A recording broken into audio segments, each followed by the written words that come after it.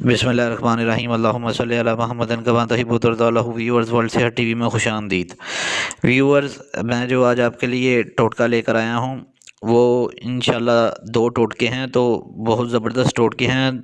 میرا ٹوٹکے شیئر کرنے سے پہلے میرے چینل کو ضرور سبسکرائب کریں، لائک کریں، بیل کے آئیکن پر کلک کریں، میری ویڈیو کو زیادہ سے زیادہ شیئر کریں۔ ویورز، اس میں ٹوٹکے میں سب سے پہلے ہم سرخ مرچ اور دار چینی پر بات کریں گے۔ سرخ مرچ تقریباً ہر ملک اور ہر گھر میں استعمال کی جاتی ہے۔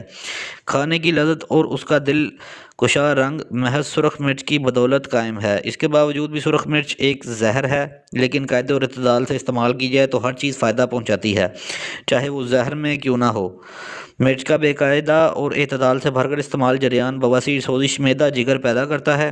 اس سے بظاہر ہر درجہ کمزور ہو جاتی ہے۔ اس کے کثرت استعمال سے جسم میں یورک ایسڈ بڑھ جاتا ہے، جس سے صحت تباہ و برباد ہو جاتی ہے اور بعض ہٹیلے امراض پیدا ہو جاتی ہیں۔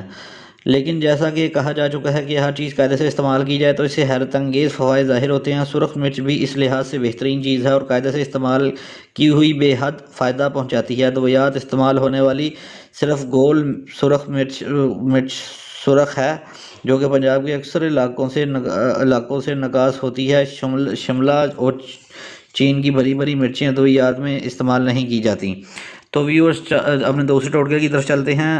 مرچ گول سرخ 5 عدد، بھوری بھینس کے مکھن 5 تولہ میں ڈال کر آگ پر رکھیں۔ جب مرچ جل جائے تو نکال کر پھینک دیں۔ جس دار میں درد ہو اس کے مخالف جانب کان میں 2-3 قطرے ڈال دیں اور کان کو ذرا ملیں، انشاءاللہ فوراً درد بند ہوگا۔ ہتھیلی پر سرسوں جمانے والا عجیب روغن ہے۔ تو یہ تھی ویورز ہماری آج کی ویڈیو۔